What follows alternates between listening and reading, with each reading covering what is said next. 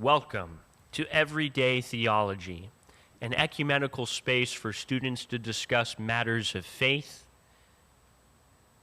and theology.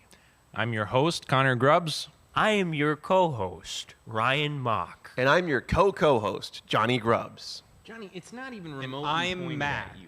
Can you hear me, Mac, up there? I can hear you He up can here. hear you just You're fine. pointing Johnny. it away from my mouth. No, because when you're facing forward, you had it like pointed that way. But you had it pointed the exact opposite way. I'm so sorry, folks. We'll keep going. It's fine. Such a disappointment. Listen, last time we posted something was February. It's August right now. We took a little hiatus. I'm still going to call this season 6. I was going to say, did we just say that was the end of a season and this is a new one? We took a mid-season break. An extended one, and we didn't communicate to any of you. I had a mid-season crisis. That was why it was all about Mac's mid-season crisis. There was I'm lots doing of okay things. now. There's lots of things happening in our lives, and I don't. Maybe this will be the last episode we record. I don't know. Maybe that'll keep everybody on the edge. We had a good streak of consistent content every week. We delivered it to you, and now I don't care anymore. I will promise you nothing. We take it podcast episode by episode. We don't know what's going to happen. Even though the first topic we're going to discuss today is it's finally time to follow up with you guys because we reacted to the trailer for Jesus Revolution. And about 38,000 of you watched, interacted with that video. That was our biggest video ever. So we went to see the movie so that we could discuss it. And then we never did. So we're here now. It's irrelevant. Nobody's going to watch this video, but we still are going to do our due diligence and follow up. Connor, what's with the attitude right now? We saw the Jesus Hippy movie.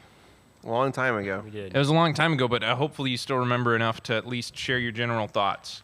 Here are my general thoughts. Particularly for a Christian film, pretty well made. Most of the actors and actresses did a good job.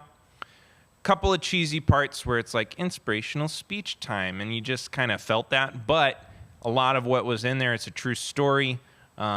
Really cool story. Jonathan Rumi was a standout. Kelsey Grammer also did a great job, respectively, playing their characters. And here's I'm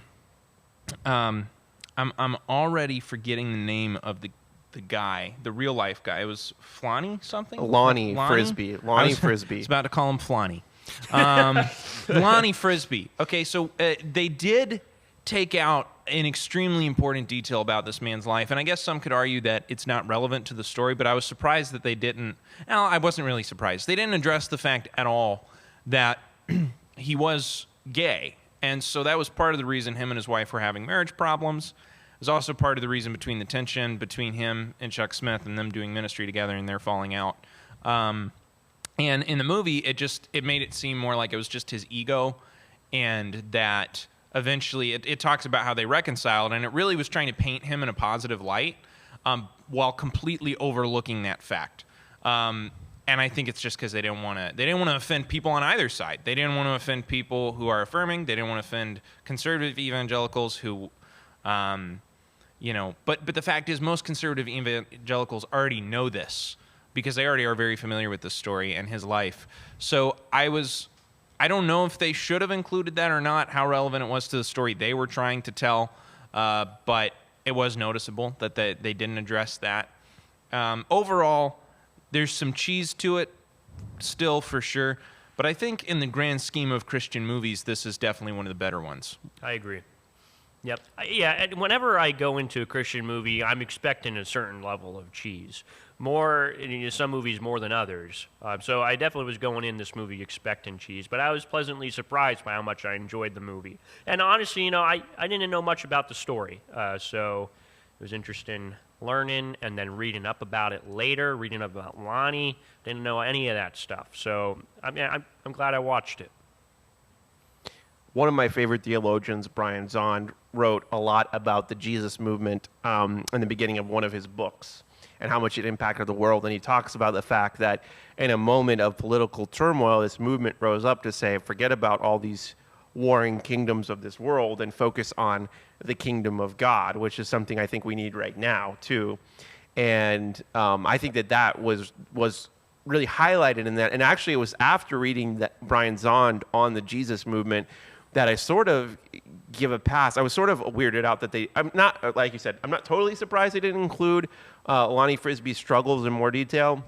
But at the same time, I'm wondering if that's really honest not to do that. But when you start to understand the heart of the Jesus movement and what it actually did for Christendom and for the world at that time, I think that that's what they were trying to talk about, and they did that well.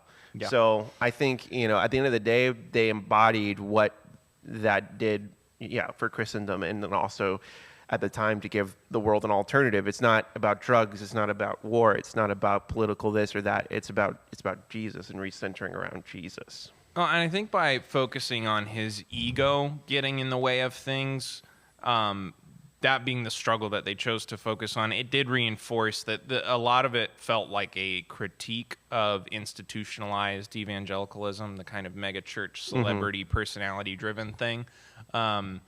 Some of the parts that stick out to me the most are just at the beginning in Chuck Smith's church when, they're like, we don't want them in here because they'll get the carpet dirty and this and that, like all these different things. They just didn't want the hippies around because they were different than them and they didn't like them.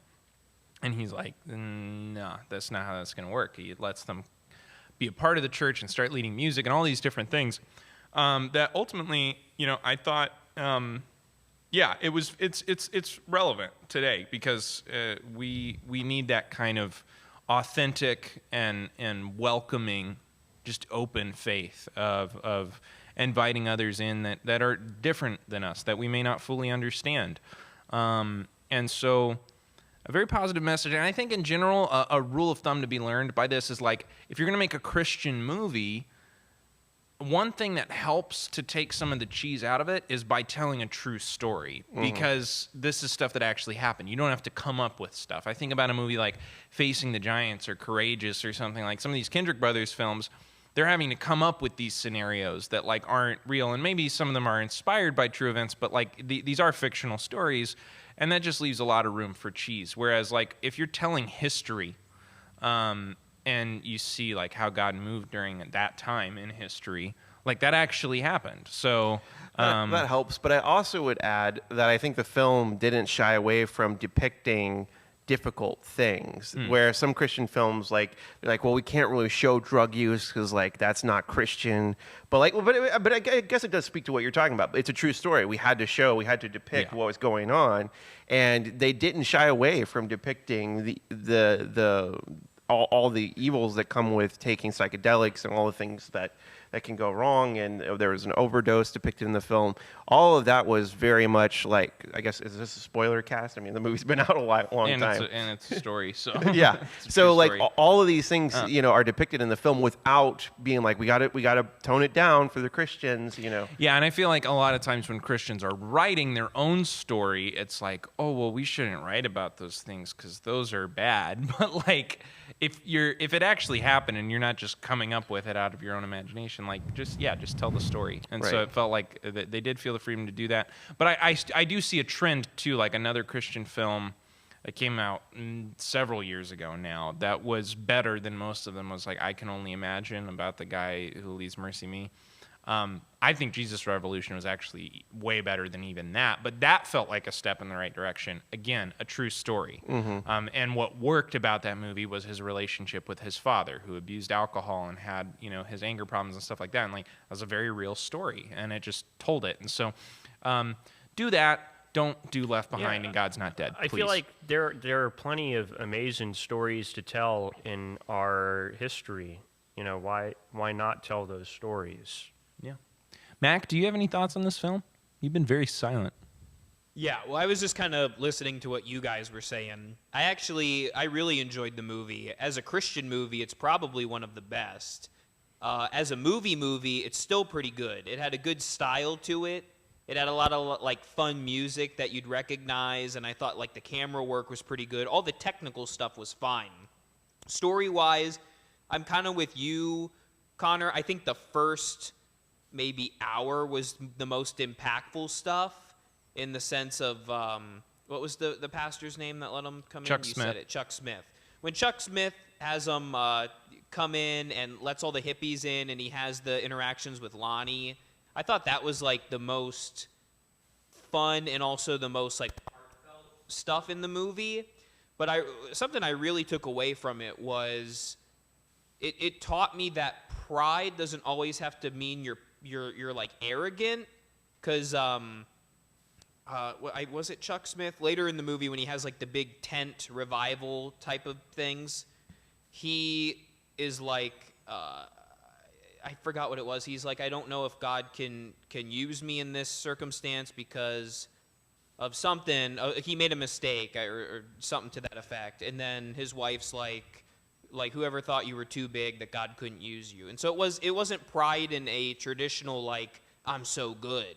It was actually like the opposite. He was putting himself down, and that was pride because he wasn't allowing like the Lord to use him. So I really appreciated the movie for that. I also respected too that it, like Johnny said, it did show these like kind of taboo things, but it didn't like glorify them. It showed the danger of these things, and then it highlighted, the power of God through them. So I really enjoyed the movie overall. I saw it I think twice or 3 times.